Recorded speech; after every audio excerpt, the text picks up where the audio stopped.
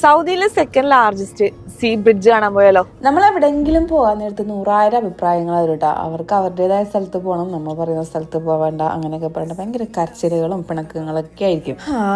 ഇങ്ങനെയൊക്കെ ത്യാഗങ്ങളൊക്കെ സഹിച്ചിട്ടാണ് നിങ്ങൾക്ക് വേണ്ടി വീഡിയോ എടുക്കാൻ വേണ്ടി പോകുന്നത്. എന്നിട്ട് നമ്മൾ പെൺമക്കളായിട്ടാണ് പുറത്ത് പോയത്. കാരണം എന്താ വെച്ചാൽ ആ കുട്ടികൾ വന്നില്ല. മൂത്തവനിക്ക് ട്യൂഷൻ ഉണ്ടായി, രണ്ടാമത്തെ എനിക്ക് വരാൻ മടി. പിന്നെ പോകുന്ന വഴിക്ക് നമ്മൾ ഫുഡൊക്കെ കഴിച്ചിട്ട് നേരെ രാസ്തന്നൂറ സഫ ബ്രിഡ്ജിലേക്ക് പോയി. ദമാമിൽ നിന്ന് ഏതാണ്ട് 1 മണിക്കൂറോളം യാത്ര ചെയ്തിട്ടാണോ രാസ്തന്നൂര സഫ ബ്രിഡ്ജിലേക്ക് പോയത്. ഈ പാലത്തിന്റെ പ്രത്യേകത എന്താണെന്ന് വെച്ചാൽ സൗദി അറേബ്യയിലെ 2ാമത്തെ ലോങ്സ്റ്റ് സീ ബ്രിഡ്ജ് ആണ്. പുതുതായി ഓപ്പൺ ചെയ്ത പാലം ആയതുകൊണ്ട് തന്നെ അത്യാവശ്യം നല്ല തിരക്കുണ്ടായിരുന്നു. ഫാമിലീസും ബാച്ചിലേഴ്സും ഒക്കെ ഉണ്ടായി. ഒരുപാട് ഫോട്ടോസും ഒക്കെ എടുക്കാനായിട്ട്. പിന്നെ ഫിഷിംഗ് സ്പോട്ടാണ്.